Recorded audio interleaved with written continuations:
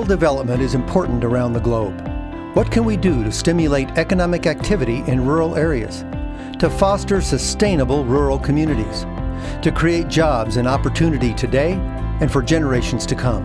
A renewable fuel industry can have a powerful impact on a nation's agricultural sector, strengthening rural communities and rural economies. If I had to characterize the single biggest driver of the growth of the biofuels, it has more to do with rural economic development.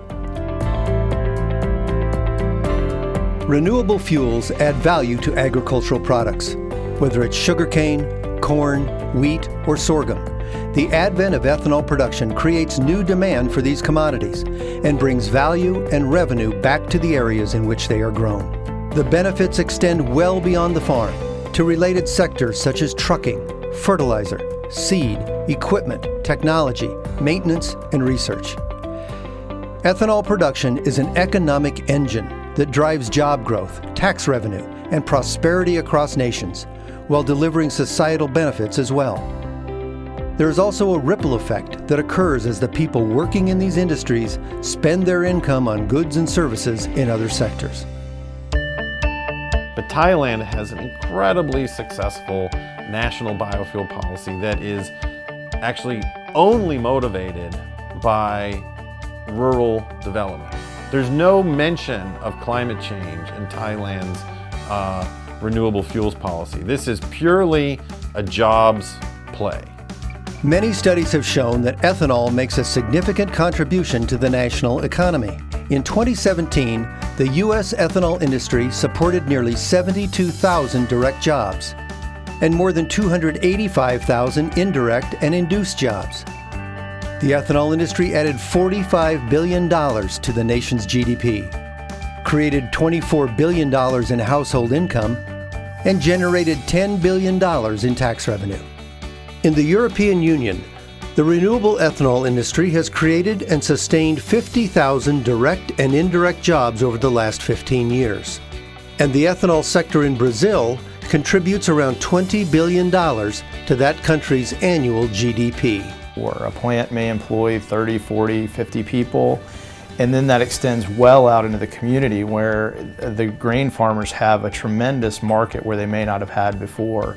And then their ancillary benefits from there too, because obviously if you've got farmers and you've got new jobs, that extends down to schools and hospitals and other things as well. A strong government policy commitment to meet ethanol blending goals year after year ensures a reliability in consumer demand and creates a stable marketplace. This, in turn, spurs investor confidence, which leads to economic expansion in biofuels, agriculture, and surrounding industries. Brazil is a case in point. Because the cane farmers knew that there was going to be steady demand for their sugar and subsequently their ethanol that's produced for that sugar, people started making investments. People started investing in R&D and things like roads and bridges and infrastructure to make the agricultural sector in Brazil more efficient. And then once that started happening, that then expanded into additional products like corn and soy. And so a direct result of the government of Brazil's decision to use biofuels has been a considerable increase in food supply in Brazil.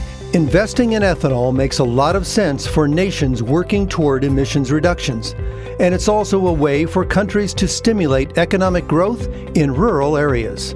Even in countries where the ethanol industry is small compared to other nations, the economic benefits of providing a stable demand for ethanol and the feedstocks from which it is produced can be profound for farmers and the rural communities in which they live. This is going to happen in a variety of sectors, but if we look at transportation, many developing countries are extremely well positioned to use ethanol as a fuel to meet their ambitions. Bottom line, ethanol production isn't just an environmental initiative. It's a powerful economic development strategy as well.